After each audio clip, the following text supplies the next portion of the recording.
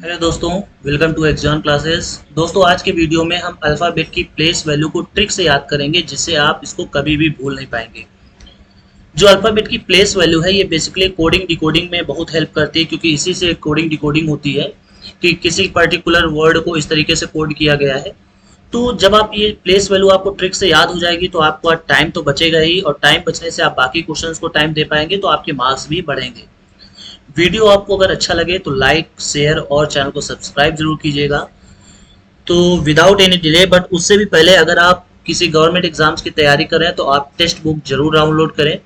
इससे आप एक पास से सभी एग्जाम्स के ऑनलाइन टेस्ट दे सकते हैं। ठीक है, इसमें सिंगल पास की जरूरत पड़ती है, आपको किसी पर्टिकुलर कोर्स की जरूरत नहीं पड़ती है। अगर आप कोई भी पास लेते हैं तो आप SSC, bank, railway, UPSC, UPP, जितने भी गवर्नमेंट एग्जाम्स हैं, सब की तैयारी आप एक सिंगल पास से कर सकते हैं। करना इसमें लगभग आपको 70 प्लस गवर्नमेंट एग्जाम्स के टेस्ट सीरीज मिलेंगी, ऑनलाइन लर्निंग कोर्सेज भी मिलेंगे। करना आपको सिर्फ इतना है कि आप प्ले स्टोर से भी टेक्स्ट बुक डाउनलोड कर सकते हैं, और अगर आप ये कोड इस्तेमाल करते हैं तो आपको 10% एक्स्ट्रा ऑफ भी मिलेगा। और अगर आप डायरेक्ट डाउनलोड करना चाहते हैं तो टेक्स्ट बुक का लिंक आपको डिस्क्रिप्शन में मिल जाएगा, वहां से जाकर आप टेक्स्ट बुक डाउनलोड कर सकते हैं। स्टार्ट करते हैं। तो सबसे पहले पढ़ेंगे अपोजिट लेटर्स। देखिए, बेसिकली अपोजिट लेटर्स वो होते हैं जिनकी प्लेस वैल्यू का जो सम होता है वो होता है 27।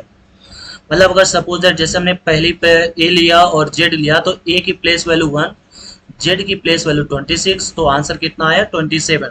तो हम ये कह सकते हैं कि ए और जेड ये क्या है, अपोजिट लेटर्स है।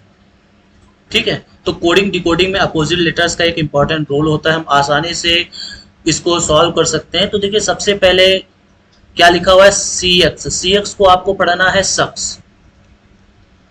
शख्स, केपी कोई पर्सन है। लव सिराज बाई मन।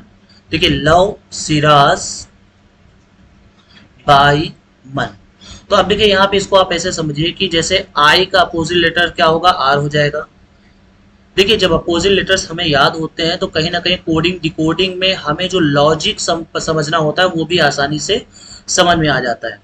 तो बी का अपोजिट लेटर वाई, एम का अपोजिट लेटर एन, टी का अपोजिट लेटर जी। तो इस तरीके से शख्स, केपी, लव, सिराज, बाई, मन। अब यहाँ पे ये टीजी को क्या कहेंगे, तो टीजी को लिखेंगे तो एफ्यूजी, यानी फ्यूज। फ्यूज क्यों उड़ा। ठीक है, शख्स, केपी, लव, सिराज, बाई, मन, तोजी फ्यूज क्यों उड़ा। तो इस तरीके से इसको याद कर सकते हैं, तोजी फ्यूज क्यों और उड़ा। तो इस तरीके से आप सारे अपोजिट लेटर्स आसानी से याद कर सकते हैं। अब दूसरी चीज जो याद करने वाली होती है वो होती है प्लेस वैल्यू। ठीक है, तो प्लेस वैल्यू के लिए दो तीन चीजें आपको याद करनी पड़ेगी। सबसे पहली ट्रिक जो है वो है ईजोटी। ईजोटी मीन्स 5, 10, 15, 20 और 25। ये इनकी स्पेशल प्लेस वैल्यू हो गई। तो अब यहाँ पे बात करें, शुरुआत में आपको कम से कम ई तक तो पूरा याद ही रहता है प्लेस वैल्यू, जिसमें आपको कोई भी दिमाग लगाने की जरूरत नहीं पड़ती। अगर सपोज सी कहता है तो आपको तुरंत याद जाता है कि इसकी प्लेस वैल्यू 3 है। अब बात करते हैं ई के बाद क्या आता है, ई की प्लेस वैल्यू हो गई 5। एफ, तो एफ को आप अगर हिंदी में 6 की तरह याद रखें, 6 हिंदी में ऐसे बनता है, तो हम कह सकते हैं कि एफ की प्लेस वैल्यू क्या है, 6। उसके बाद जी, तो जी आपको पता है कि जी इस तरीके से 7 की तरह बनता है, यानी जी की प्लेस वैल्यू क्या है, 7। उसके बाद यहाँ पे हम एच लेते हैं, तो एच को अगर हम थोड़ा सा मॉडिफाई करें, यहाँ इस तरीके से मॉडिफाई करें, तो बताइए क्या बन जाएगा, 8। यानी एच की प्लेस वैल्यू क्या है, 8। ठीक है, उसके बाद आई, तो आई को अगर ध्यान से देखा जाए तो ये 9 जैसा दिख रहा है, आई में ही 9 है। ठीक है, या कह सकते हैं 9 में आई है, तो यानी आई की प्लेस वैल्यू कितनी हो जाएगी, 9 हो जाएगी। उसके बाद 10 आपको पता है जे होता है। उसके बाद आपको के की प्लेस वैल्यू याद रखनी है, तो बताइए के को यहाँ पे ये वाला लेटर हम इसको ऐसे कर दें, और दूसरे वाले अगर इस चीज को भी अगर हम सीधा कर दें तो ये क्या बन जाएगा, 11। यानी के की प्लेस वैल्यू कितनी है, 11। एल की बात करें तो एल 12 में ही L छिपा हुआ है, 12 में L छिपा हुआ है, तो यानी L की प्लेस वैल्यू क्या है, 12 है। देखिए ये वीडियो आप जब पूरा देखेंगे तभी आपको पूरी ट्रिक बिल्कुल समझ में आ जाएगी और प्लेस वैल्यू हमेशा के लिए याद हो जाएगी। तो L में हमें क्या मिला, 12, यानी L की प्लेस वैल्यू कितनी है, 12 है। उसके बाद M, तो देखिए M को जरा अगर हम इस तरीके से रोटेट करें क्लॉकवाइज तो हमें कुछ इस तरीके का फिगर मिलेगा, यानी 3। अब हमें मालूम है कि 3 तो वैल्यू हो नहीं सकती क्योंकि C की वैल्यू 3 है, तो सिंपल सी बात क्या है, 13। अब M के बाद क्या आता है, N आता है, तो अगर ये हमें 13 याद हो गया है तो हम N के लिए भी 14 तुरंत याद कर सकते हैं। 15 हो जाएगा P, उसके बाद 16, तो 16 क्या हो जाएगा, ये हो गया 15, 16 हो गया P। अब Q क्या हो जाएगा, तो Q हो जाएगा 17। R की बात करें तो R, देखिए R को अगर थोड़ा सा मॉडिफाई किया जाए तो इसको इस तरीके से याद किया जा सकता है, यानी 18। उसके बाद S कितना होता है, तो S को अगर हम ध्यान से देखें, देखिए S ऐसे है, तो यहाँ पे 1 लगा करके अगर इसको जोड़ दिया जाए तो ये क्या हो जाएगा, 9।